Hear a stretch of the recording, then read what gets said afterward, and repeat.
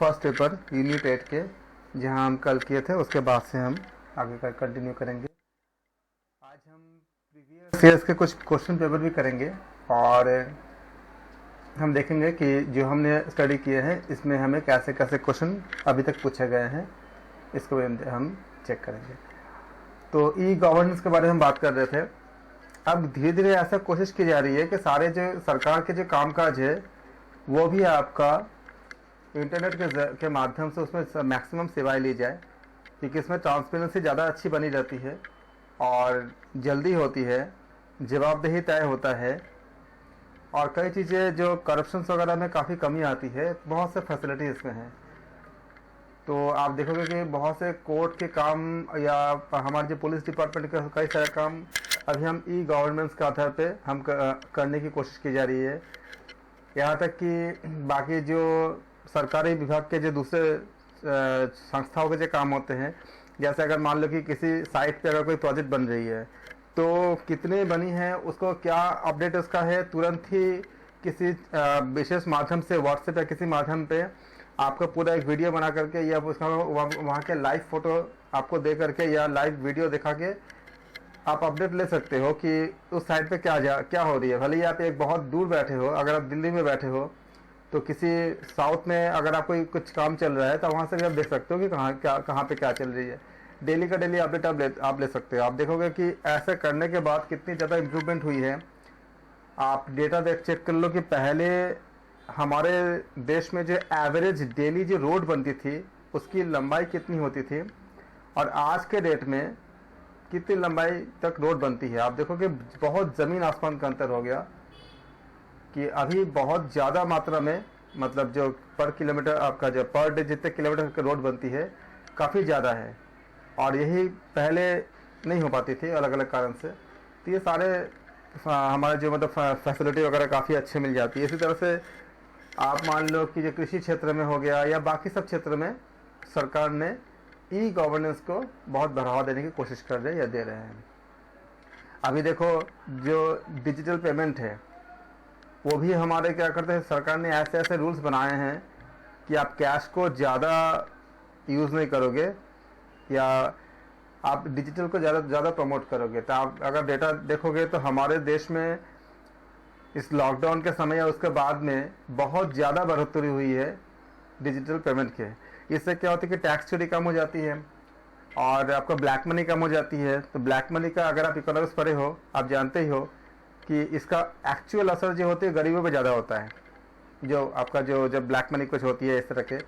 क्योंकि सरकार के पास मान लो कि जितना पैसे है और जितना रिसोर्सेस है, सरकार को पता है कि हमारे पास मान लो अगर सपोज करके 10,000 रुपये है तो 10,000 रुपये से जितना लेन देन हो सकता है उतने उनके पास रिकॉर्ड है। लेकिन अगर उसका अगर करप्शन आती है इसमें तो चीज़ें बिगड़ती है और कुल मिला के क्या होती है, जिन लोगों को इकोनॉमिक्स अर्थशास्त्र में जो पढ़ाई की है वो जानते हैं वो कैसे निकलती है। इसमें बहुत से थ्योरीज है, बहुत से आपका फार्मूलेज है, उसके जरिए हम निकालते हैं। इसमें मुद्रास्फीति वगैरह सब कुछ हम निकालते हैं और भी देखते हैं कि महंगाई दर कैसे आपका कम ज़्यादा होती रहती है। तो अंत में जो बहुत गरीब लोग होते हैं उन पर ज़्यादा असर आता है, जो अमीर लोग होते हैं वो तो सर्वाइव कर जाते हैं। तो ये सारे जितने गवर्नेंस का काम जो है उसको अच्छे करने के लिए हम ई गवर्नेंस को इंट्रोड्यूस किया जा रहा है। To build an informed society by providing access to every piece of information of the government and public importance, कि आपको सारे जानकारियाँ भी एक जगह मिल जाएगी कि सरकार के प्लान क्या है, क्या क्या किस प्लान पे कितना काम हुआ है, कितना काम बचा हुआ है, ये सारे आप एक जगह पा सकते हो। अगला क्या है, to increase government and citizen interaction through feedback framework to know people's problems and to find the solution with their active involvement. अब देखो, आपसे अगर सरकार जानना चाहती है, सपोज करो कि इस समय कि आपके समस्याएं क्या क्या है, तो पहले क्या होता था, घर घर जाकर सर्वे करना संभव नहीं हो पाता था। अभी आपके पास गूगल फॉर्म आ गया है, बहुत सी चीज़ आ गई है, तो आप उसमें आप डायरेक्टली आप कर सकते हो। लोग देखो कि कुछ भी होता है तो लोग ट्वीट कर देते हैं, तो भी क्या है, हमारा ट्वीट से एक ट्वीट होता है तो सारे न्यूज़ चैनल पे आ जाती है कि इसने ऐसा ऐसा ट्वीट किया, इसने ऐसा ऐसा ट्वीट किया, या इस तरह के हमें जल्दी हमको फीडबैक मिल जाती है। सरकार को भी पता चल जाती है। तो ये क्या है आपका जो इंटरनेट का जो या ई गवर्नेंस का या आपका जो नेट के जो संचार क्रांति का ही सारा असर है। आप सारा फीडबैक पा सकते हो, सॉल्यूशन पा सकते हो, या कितने प्रॉब्लम सॉल्व हुई है, रियल डेटा क्या है, ये सब आप चेक कर सकते हो। उनके साइट पे जाकर के सब अवेलेबल होता है।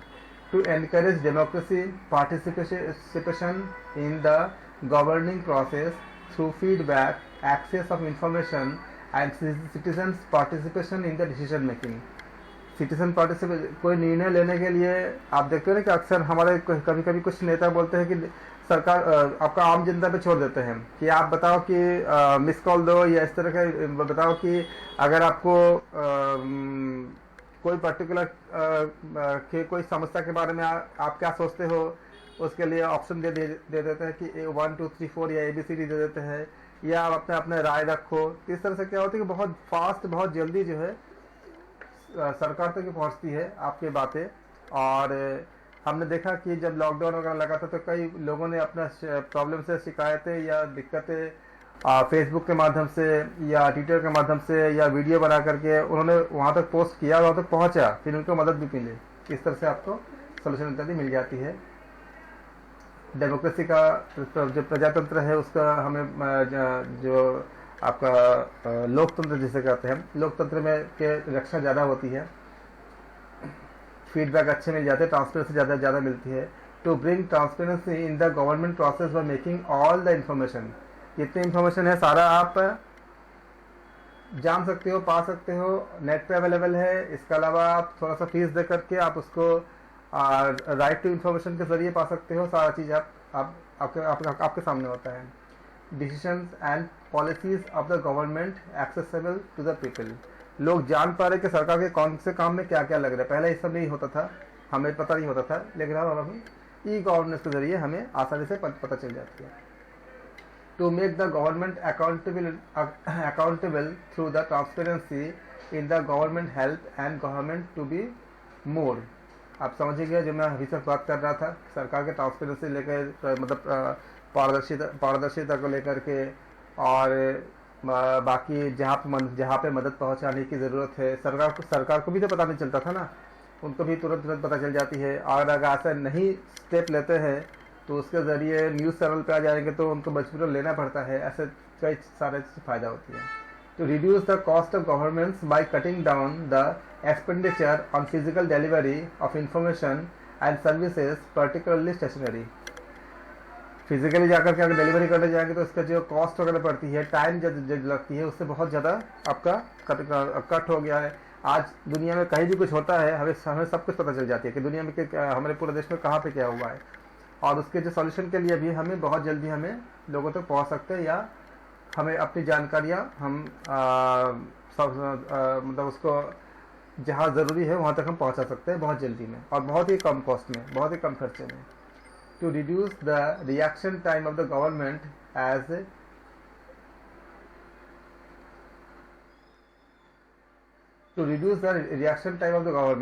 सरकार के जो रिएक्शन टाइम है कि आपने सरकार को बोला, फिर सरकार ने सोचा, फिर उन्होंने कुछ उसके ऊपर कुछ डिसीजन लिए, तो आप बहुत कम हो, मतलब बहुत जल्दी हो गया। साथ गवर्नमेंट खुद ही उनके पास ही मतलब आपको डेटा चली जाती है। और कभी कभी ऐसा भी हो सकता है कि आपके बोलने से पहले ही आपको हेल्प मिल जाती है अगर बल्क में कुछ होता है तो।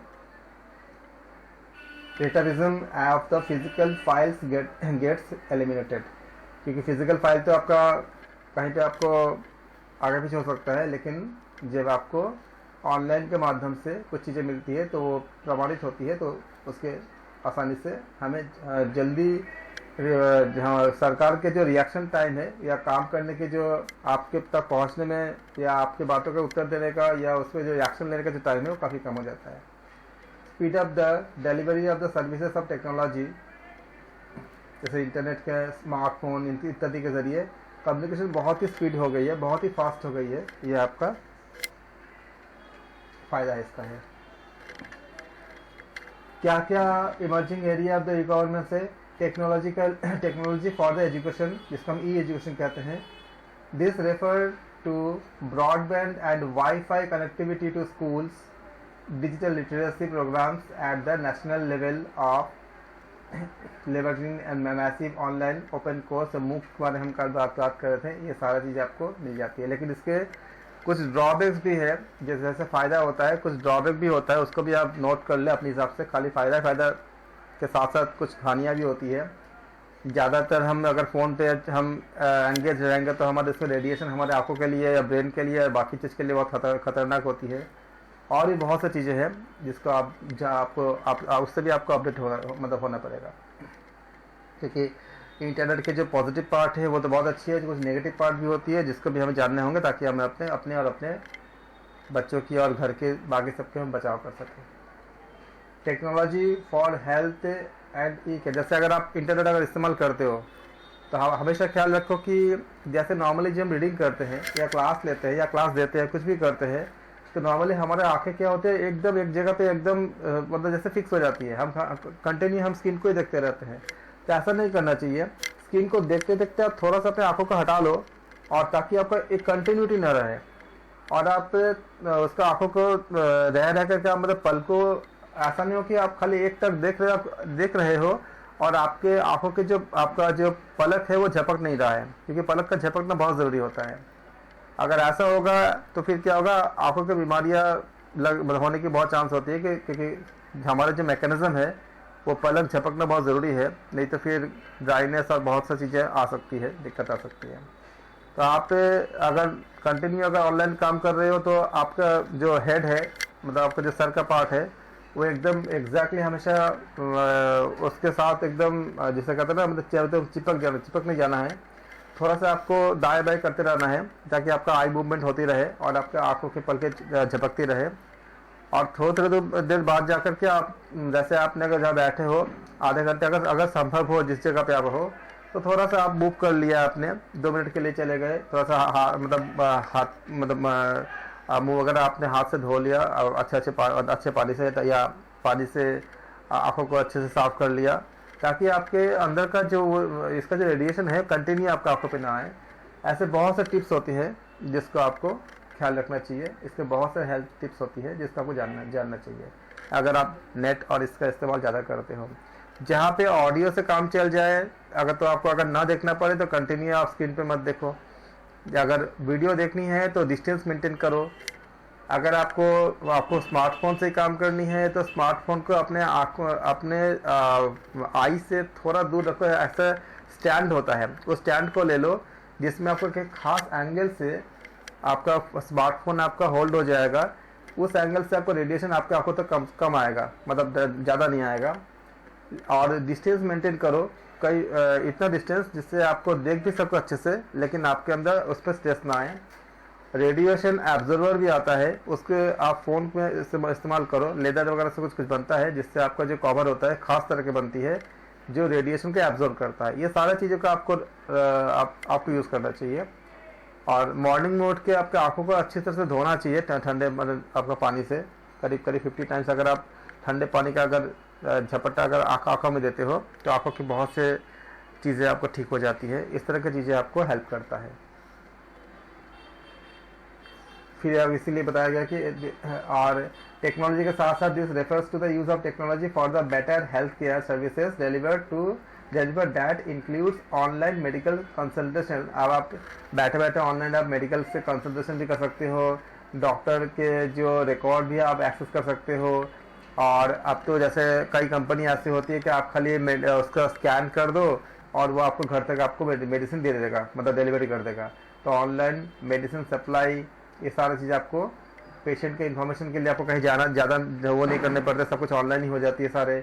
जैसे कई ऐसे आपका जो पैथ लैब है जो आपको रिपोर्ट लेने के लिए आपको जाने की ज़रूरत नहीं होती है, वो अपलोड कर देते हैं, आप कहीं से भी डाउनलोड कर लो। जैसे आपका डॉक्टर लाल पैथ और भी ऐसे जो पैथोलॉजी है जो आपका जो सर्विसेज देते हैं वो इस तरह का करते हैं कि आपको रिपोर्ट लेने के लिए जाने की ज़रूरत नहीं है, आप डाउनलोड कर सकते हो इस तरह का।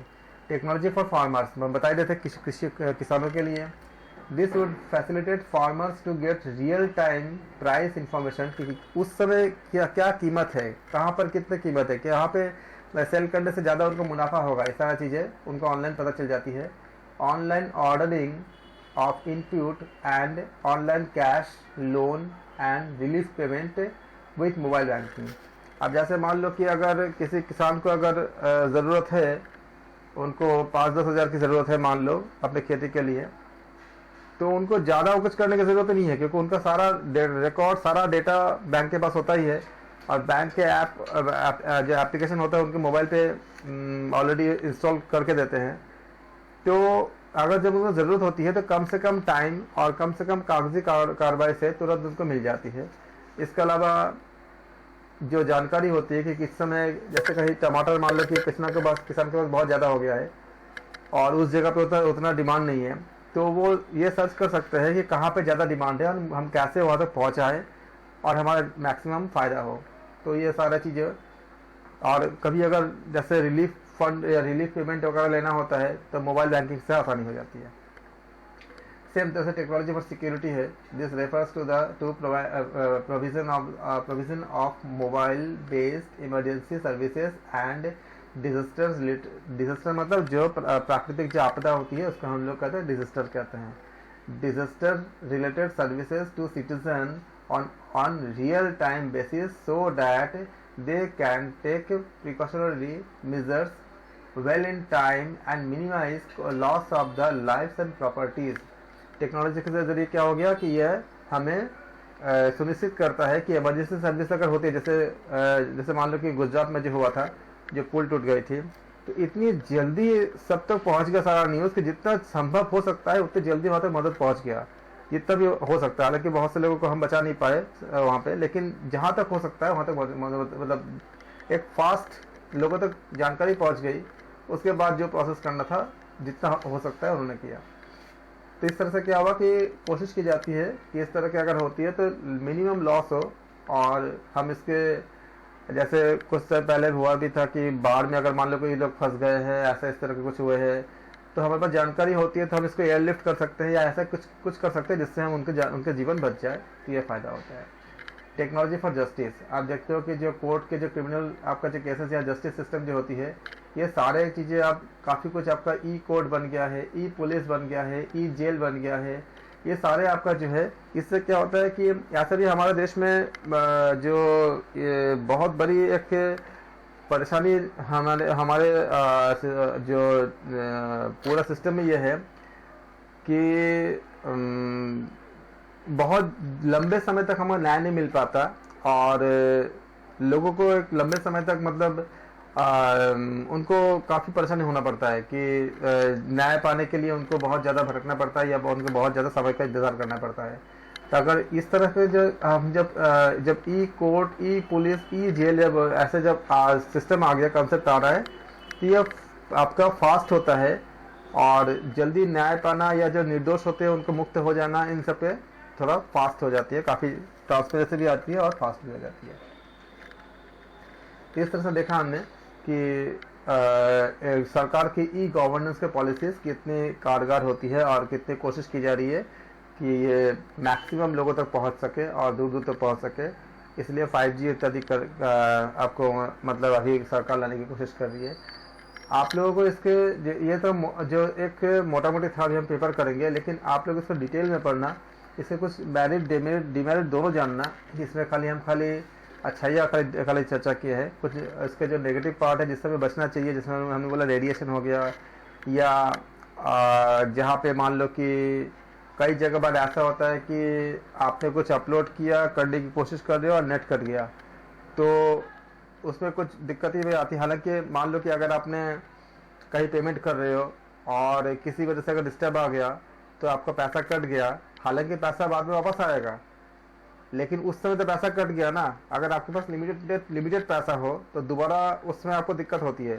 सपोज करके किसी के अकाउंट में 500 रुपये ही है और उसको टिकट खरीदना है, ट्रेन का टिकट मान लो 400 रुपये की है, पैसा कट गया लेकिन टिकट नहीं आया, उसका पैसा वापस आ जाएगा, लेकिन उस समय तो तुरंत नहीं आएगा। उसका अगर उसी समय अगर दोबारा टिकट बुक करने पड़ेंगे तो उसके पास तो पैसा ही नहीं बचा, क्योंकि आपका 400 का टिकट था, उसके अकाउंट में 500 रुपये है, अब तो 100 रुपये बचा, तो 400 रुपये वापस आने में समय लगेगा ना। तो उसमें ऐसे दिक्कतें कुछ आ जाती है। और भी कई तरह की सीमाएं हैं, उस सबको आप रीड करना अच्छे से। सारा चीज़ें तो यहाँ पे हमारा अगर बताने चाहूँगा तो पूरा क्लासेस से निकल जाएगी, बहुत बहुत ज़्यादा कंटेंट है इसके ऊपर। कोई डाउट हो तो मुझसे ज़रूर पूछना, फिर उसमें बात करेंगे, उसमें जो भी डाउट होगा आपका। अब हम करते हैं कुछ क्वेश्चंस करते हैं कि जितना हमने अभी तक हमने पढ़ाई किया हमने उसके बेसिस पे आप आ जाओ। पहला क्वेश्चन है, the concept of connect intelligence is derived from virtual reality, fuzzy logic, Bluetooth technology, value added network. हालांकि ये तो बहुत पुरानी है, 2006 के, मैं थोड़ा सा आगे का आता हूँ क्योंकि अभी तो नीचे से करते हैं इसको, यहाँ से करते हैं जिसके बारे में हम लोग बात किए थे। 17 क्वेश्चन कैसे करते हैं। The file extension of Microsoft MS word के लिए क्या करते हैं। 2007 के जो ऑप्शन द वर्जन थे उसमें हम क्या करते थे, .docx, .png, .doc या .jpg। आंसर दीजिए, माइक खोल के दीजिए, कोई दिक्कत नहीं है।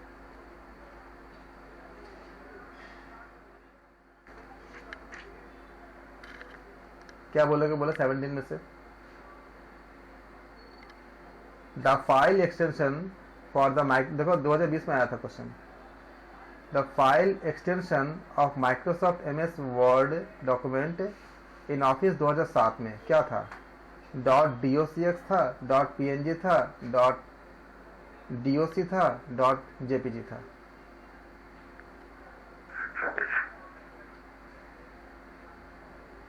बताइए आप लोग। Option A. ओके, बाकी लोग बताएं, क्या दिक्कत है। हाँ ना, कुछ तो बताओ आप लोग।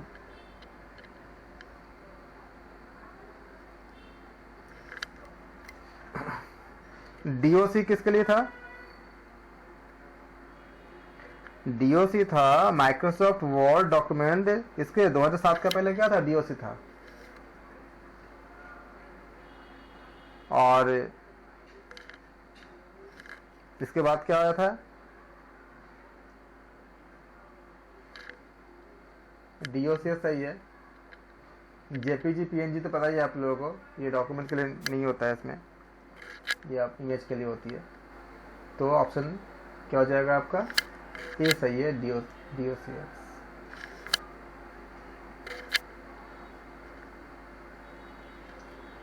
16 बाइनरी नंबर बताऊंगा कैसे निकालते हैं। 15 which of the following statement is are true. Fibre optics cable are wooden fibre to provide high quality of transmission. क्या ये सही है, कौन सा सही है बताओ। 15 में, क्वेश्चन 15 में पहले बोला है fibre optics cable are wooden fibres to provide high quality of transmission. Fibre optics cable जो है वो वुडन फाइबर होता है जिससे हाई क्वालिटी ऑफ ट्रांसमिशन मिल सके, पहला ऑप्शन है।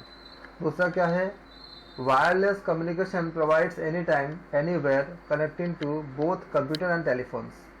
वायरलेस मतलब बेतार, मतलब बिना तार के जो कम्युनिकेशन है वो प्रोवाइड करते हैं एनी टाइम एनीवेयर। सर सी वाला पार्ट होगा सर, सी वाला पार्ट होगा, okay. The mobile phones are capable of providing voice communication, also digital message system. Okay, और डी वाला पार्ट क्या, अच्छा एबीसी। तो आपको देखो कि एबीसी में से चुनाव नहीं करनी है, चुनाव आपको यहाँ से करनी है, इससे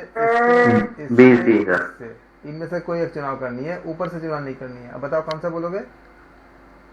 बी पार्ट बी पार्ट बोल रहे हो आंसर। ये सर बी पार्ट, ठीक है, बी एंड सी। तो अगर इसमें से कोई एक चुनना होता क्या, किसको चुनते हैं आप।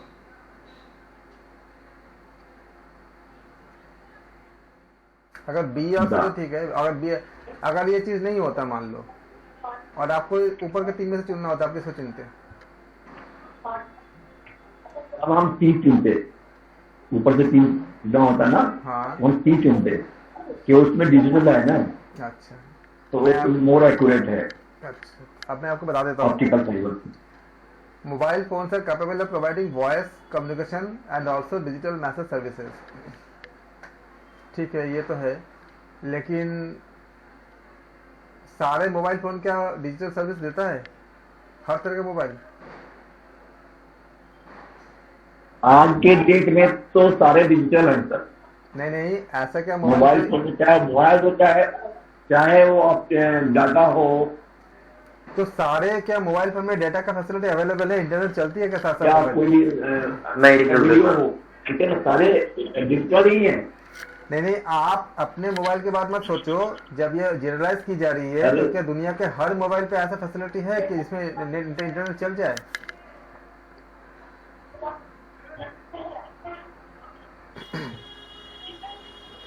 सर मैं इस बेसिस पर बोल रहा हूँ क्योंकि यहाँ पर ना वॉइस की हो चाहे वीडियो की हो, वो पहले सैम्पलिंग होती है।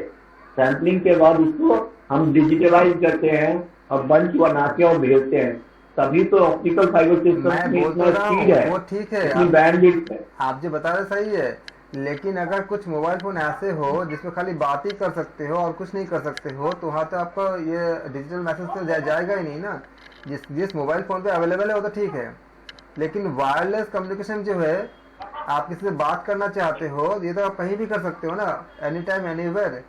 उससे भी, उसके साथ भी कर सकते हो जिस फोन पे आपका मतलब मैसेजिंग सर्विस फैसिलिटी नहीं होता है। कुछ कुछ ऐसे होते हैं जो खाली कॉलिंग के लिए होता है। तो अगर दो ऑप्शन बी और सी दोनों ही सही है, क्योंकि डिजिटल सर्विस तो देता ही है सारा, लेकिन दोनों में से अगर एक को चुनना होता है, तो अगर एक भी फोन आपका ऐसा मिल जाए जहाँ पे आपका मैसेजिंग सर्विस अगर नहीं देता है, तो फिर आपका ऑप्शन गलत हो जाएगा। अगर दुनिया का एक भी फोन मिल जाए ऐसे, इस तरह के, जैसे पहले का कुछ फोन आते थे जिसमें खाली आपका मैसेज अगर नहीं होती थी, खाली आपका मतलब बात ही होती थी, उस तरह का अगर कोई फोन मिल जाए, तो इसलिए जो है ऐसे ऑप्शन 20 से सही है, और आप जो बता रहे हो वो भी सही है बिल्कुल। लेकिन अगर दोनों में से एक का चुनाव करनी है, तो पहले क्या लेंगे हम? टॉकिंग, मतलब आपका वो बात करने, मतलब कम्युनिकेशन करने के लिए लेंगे, क्योंकि मैसेजिंग सर्विस हमें ऐसा लगता है क्योंकि आजकल हर मोबाइल पे अवेलेबल है ही है, लेकिन पहले कुछ थे जहाँ पे नहीं थे। तो आपका ऑप्शन बी सही है यहाँ पे। फिर ऊपर आते हैं,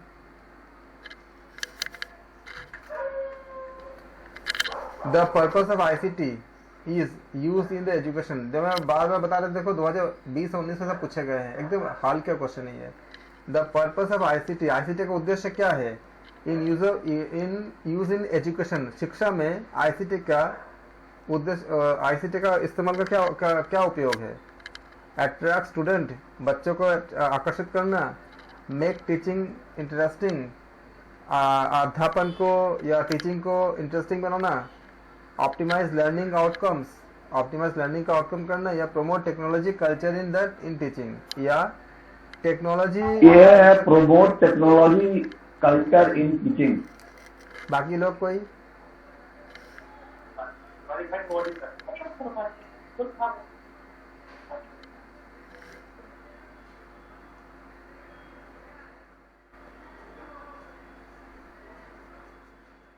बाकी लोग क्या बोलते हैं?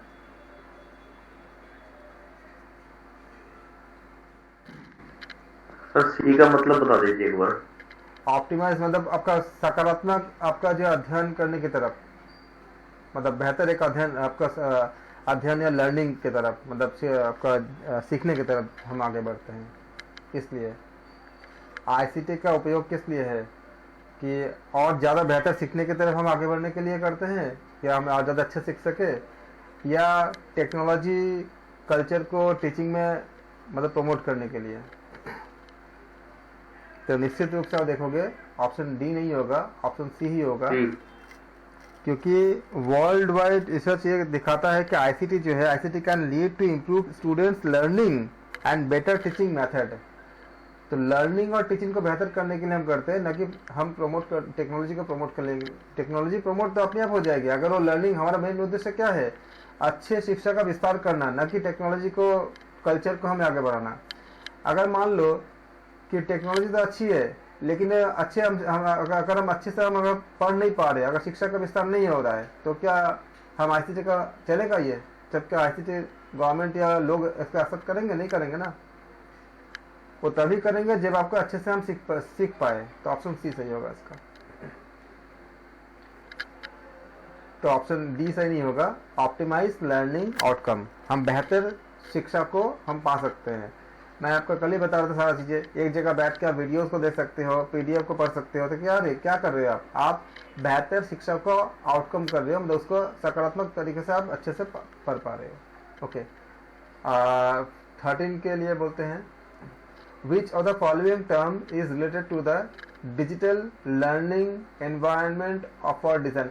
मैंने पीछे से इसको इसलिए लिया है कि बहुत पहले काफ़ी कुछ नहीं था, काफ़ी कुछ नया नया ऐड हुआ है, इसलिए मैंने जो अभी जैसे ई विद्वान हो गया, ई कल्प हो गया, ई यंत्र हो गया, ये सब बहुत पहले नहीं था। इसलिए क्योंकि ये सब लेटेस्ट मतलब डेवलपमेंट में से है, इसलिए मैंने जो 2020 से हमने क्वेश्चन का हमने शुरू किया कर लेना। Which of the following term is related to the digital learning environment for design. इनमें से बताइए कौन सा है जो डिजिटल लर्निंग एनवायरनमेंट को डिज़ाइन के लिए इस्तेमाल करते हैं। मैंने बताया था ना आपको ना कि आपको ऐसे ही दे देंगे, आप पूछेंगे कि ये किसके लिए है। ई विद्वान, ई आचार्य, ई कल्प, ई यंत्र। देखो सेम क्वेश्चन आ गया था ना जो हम उस दिन बता रहे थे आपको, कि आपको ऐसे नाम दे देंगे और बोलेंगे कि ये किस क्षेत्र में इस्तेमाल की जाती है। तो बताइए कौन से होंगे। डिजाइन ई कल्प होता है इसमें। तो डिजिटल लर्निंग के एनवायरनमेंट फॉर डिजाइन के लिए कहाँ करते हैं हम लोग? ई कल्प में करते हैं।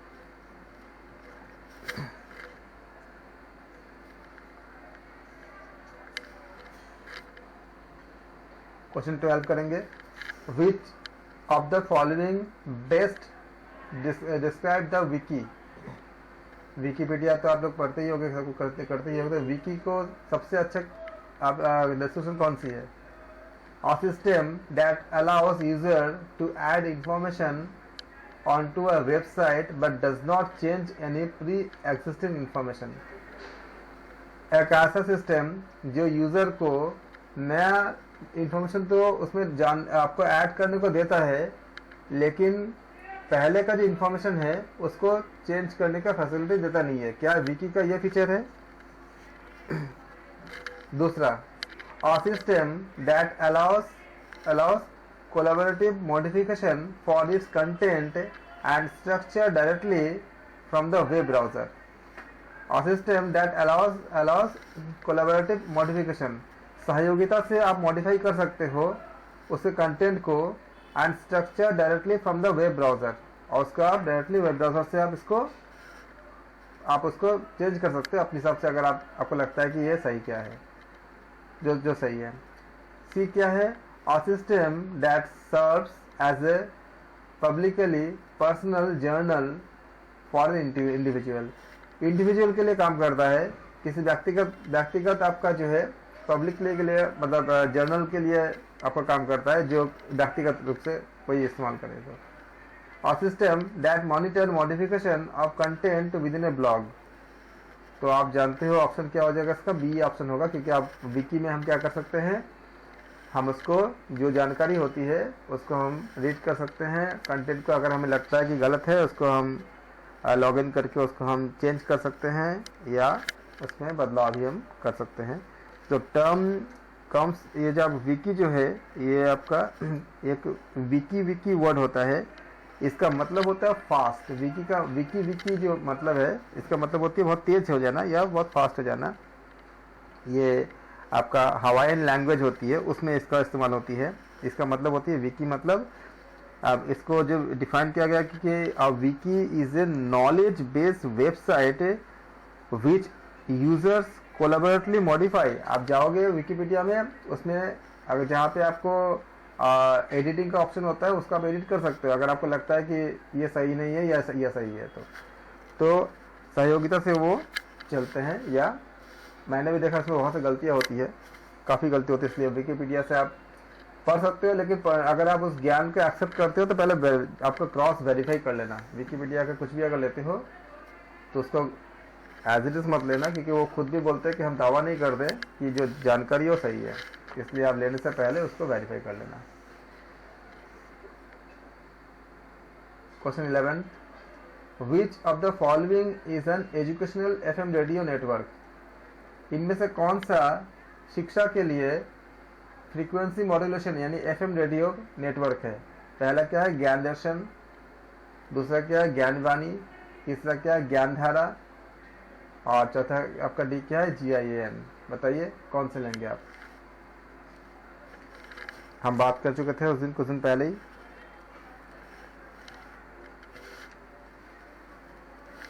इग्नू का एक रेडियो चैनल है ना, ज्ञानवाणी करके, जीबी करके। ये क्या हुआ था? ये कब 2001 में आपका स्टैब्लिश हुआ था एजुकेशनल एफएम रेडियो चैनल के रूप में, जो अलग अलग शहरों में, देश के अलग अलग शहरों में आपका कार्यरत है। ऐसा है ना। इसका इनका एम क्या था? इनका एम था कि टीचिंग प्रोसेस को, मतलब सप्लीमेंट के रूप में, सप्लीमेंट टीचिंग लर्निंग प्रोसेस को मतलब आपका इनकरेज करने के लिए, प्रोत्साहित करने के लिए। और उन्होंने ये ज्ञानवाणी के जो स्टेशन है 60 किलोमीटर के रेंज में रखे थे उन्होंने, पूरे शहर जहाँ पे उन्होंने इसको किया था, रूरल एरिया या शहर पे, सब कुछ कर, सब जगह पे। तो क्या आंसर होगा इसका? ऑप्शन बी सही होगा, ज्ञानवाणी। आप लोग सुनते भी तो होगा ना, ज्ञानवाणी रेडियो में आता था, अभी भी शायद आता होगा। फिर हम आगे क्या करते हैं, देखते हैं इसमें 10th वाला। किसी को डाउट तो नहीं है? क्लियर है? ज्ञानवाणी और group access to digital technology and another groups lacks of access to it will cause disparity known as. एक ग्रुप के पास आपका डिजिटल टेक्नोलॉजी आपका एक्सेस है और दूसरे के पास आपका and another groups lacks of access to it, उसके पास नहीं है। तो ये किसके लिए होगा? इसका कारण क्या होगा? ऑप्शन दिया है इसमें 10th वाले का। इंटरनेट, पहला क्या है आपका? इंटरनेट इनइक्वलिटी, फिर क्या है? वेब इनइक्वलिटी, फिर क्या है? ऑप्शन सी में क्या है? टेक्नोलॉजिकल इम्बैलेंस, और चौथा क्या है आपका? Digital drive. तो बताओ आप लोग क्या हो सकता है आंसर? डिजिटल आपका जो divide, sorry divide, digital divide जो होता है, ये क्या बताता है? ये इनइक्वलिटीज करता है कि लोगों के बीच में, कि जो एक्सेस कर सकता है किसी रिसोर्सेज को, और जो मॉडर्न इंफॉर्मेशन इत्यादि है, जिसको हम लोग कम्युनिकेशन टेक्नोलॉजी कहते हैं। तो ICT मतलब इंफॉर्मेशन एंड कम्युनिकेशन टेक्नोलॉजी। जैसे आपका डेस्कटॉप हो गया, कंप्यूटर हो गया, इंटरनेट हो गया। अगर किसी के पास ये चीज़ नहीं रहेगा तो वो एक्सेस नहीं कर पाएगा, और जिसके पास रहेगा, जिनके पास मान लो स्मार्टफोन नहीं है, तो अगर चाहेगा भी तो भी हमारा क्लास या कोई दूसरा क्लास को वो ज्वाइन नहीं कर पाता है। लोग बोलते भी है कि हम तो क्लास करना चाहते हैं, लेकिन हमारे पास वो चीज़ नहीं है, लैपटॉप या स्मार्टफोन नहीं है, तो हम नहीं कर पा रहे। तो इसका ऑप्शन क्या हो जाएगा आपका? Digital divide.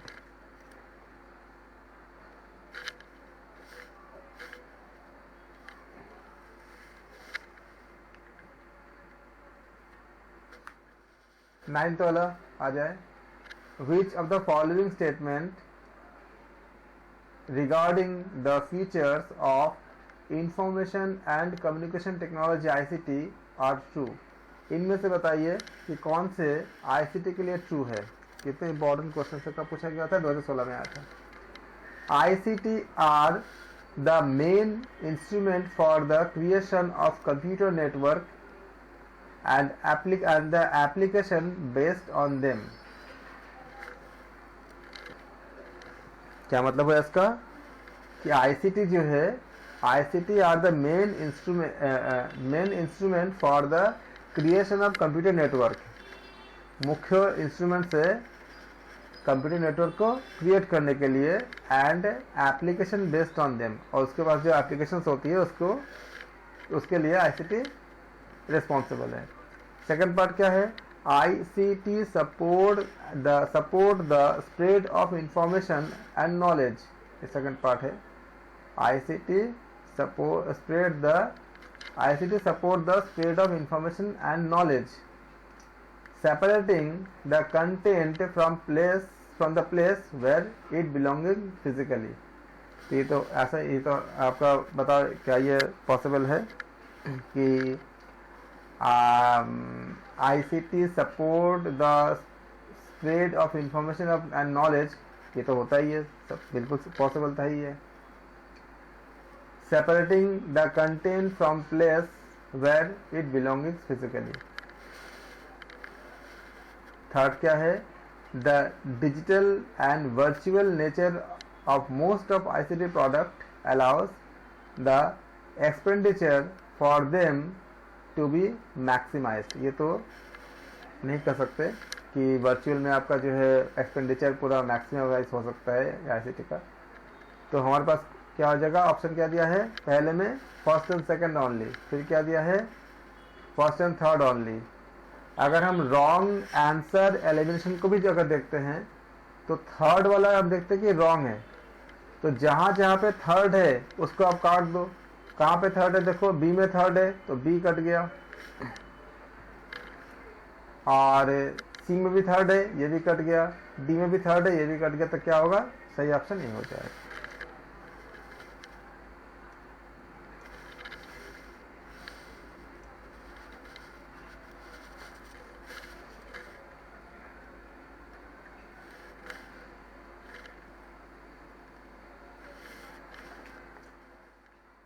High level programming language can be converted to machine language by using which of the following?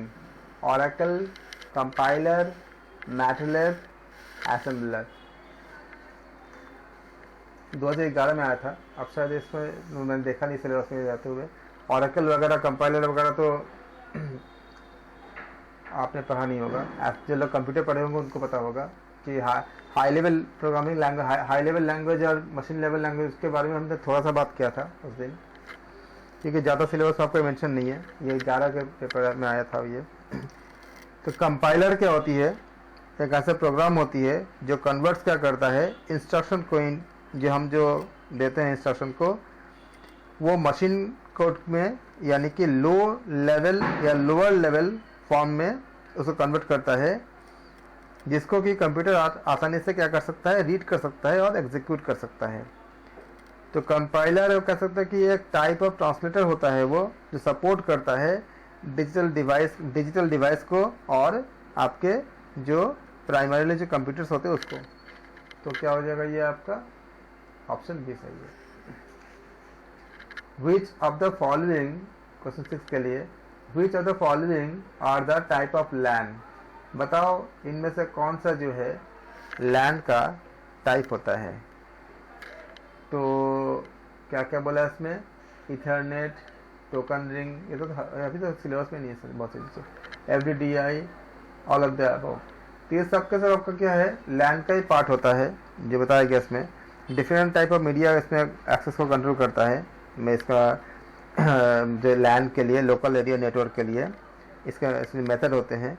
ये इंक्लूड करता है इथरनेट को भी, टोकन रिंग को भी और FDDI को भी, मतलब fibre distributed data interface. FDDI जो होता है, इसका पूरा नाम होता है, मैंने सब भेज के रखा है आपको पहले भी. फाइबर डिस्ट्रीब्यूटेड डेटा इंटरफेस इसको सपोर्ट करता है. तो क्या होगा? ऑल ऑफ द अबव हो जाएगा. पांचवा, which one of the following is not internet service provider? बताओ कौन इनमें से इंटरनेट सर्विस प्रोवाइडर नहीं है? नहीं है, ख्याल रखना. MTNL तो देता है, तो ये है. BSNL भी है, एयरनेट भी है. इन्फोटेक इंडिया लिमिटेड, तो इन्फोटेक जो है ये आपको नहीं करता. तो ऑप्शन क्या होगा? डी सही होगा. ये IT आपका जो ITC इन्फोटेक होती है इंडिया लिमिटेड जो है, वो डिलीवर करता है बिजनेस के रिगार्डिंग. बिजनेस आपका कंसल्टिंग हो गया, कस्टमर रिलेशनशिप मैनेजमेंट हो गया, डेटा वायरहाउसिंग हो गया, एंटरप्राइज आपका या रिसोर्सेज प्लानिंग हो गया, इन सब चीज़ों पे काम करता है. वो ISP नहीं है, इंटरनेट सर्विस प्रोवाइडर नहीं है. तो क्या होगा? ऑप्शन डी सही होगा. होप कि सबको क्लियर है, ऐसा तो कोई नहीं है जिनको समझ में आया हो, सबका आया होगा। Corel draw is popular, Corel Draw किसके लिए पॉपुलर है? चौथा क्वेश्चन के लिए। कोरल उसमें शायद सिलेबस में रहा होगा। Corel draw is popular illustration programs, उदाहरण मतलब को सॉल्व करने के लिए जो प्रोग्राम के प्रोग्रामिंग लैंग्वेज, क्या ये प्रोग्रामिंग लैंग्वेज है? Text program none of this. तो कोरल जो ड्रॉ जो होती है, आपने अभी जानते भी होंगे, जब भी आप कुछ ऐसा कुछ अगर डिज़ाइन बनानी हो, कुछ करनी हो, तो ये एक्चुअली क्या था, ये कोरल ड्रॉ बहुत ही पॉपुलर इलस्ट्रेशन प्रोग्राम होता है, ये कोरल की तरफ से था। ये मेनली यूज होता है कुछ क्रिएशन के लिए, वेरियस टाइप ऑफ डॉक्यूमेंट, जो आपको विजिटिंग कार्ड वगैरह जो होती है, या बड़े बड़े जो आपका जो होर्डिंग्स होती है, इन सब के लिए था। आज भी हम देखते हैं कि कोरल ड्रॉ का इस्तेमाल करते हैं जब हम इस तरह का कुछ हम एक्टिविटी करते हैं। तो क्या होगा? ऑप्शन ए सही होगा। थर्ड में क्या बोला? Which of the following is not a computer language. तो आपका पास्कल, यूनिक्स, फॉर्टन मतलब फॉर्मूला ट्रांसलेशन, ये साइंटिफिक काम के लिए इस्तेमाल होती है, या कोबोल। तो यूनिक्स जो है आपका ऑपरेटिंग सिस्टम है, आपका वो नहीं है, कंप्यूटर लैंग्वेज नहीं है, बाकी सब कंप्यूटर लैंग्वेज है, तो यूनिक्स हो गया। जैसे विंडो एक ऑपरेटिंग सिस्टम होती है, ऐसे ये आपका यूनिक्स भी होती है, ऑपरेटिंग सिस्टम।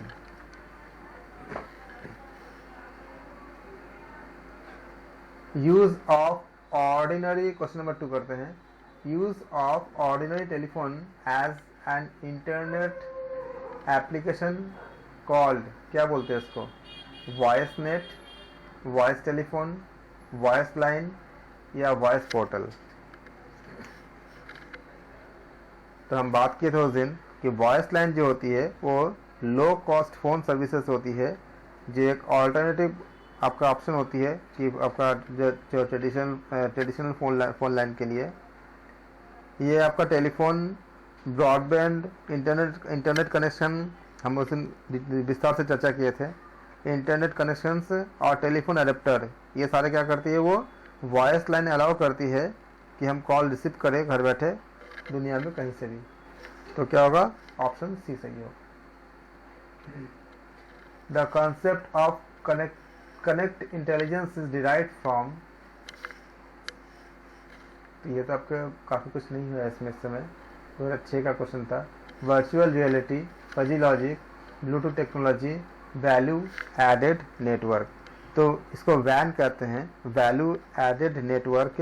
ये एक प्राइवेट नेटवर्क प्रोवाइडर होती है जिसको हम ये हायर करता है कोई कंपनी के जो फैसिलिटीज़ होती है, इसे कहते हैं EDI, यानी इलेक्ट्रॉनिक डेटा इंटरचेंज कहते हैं इसको।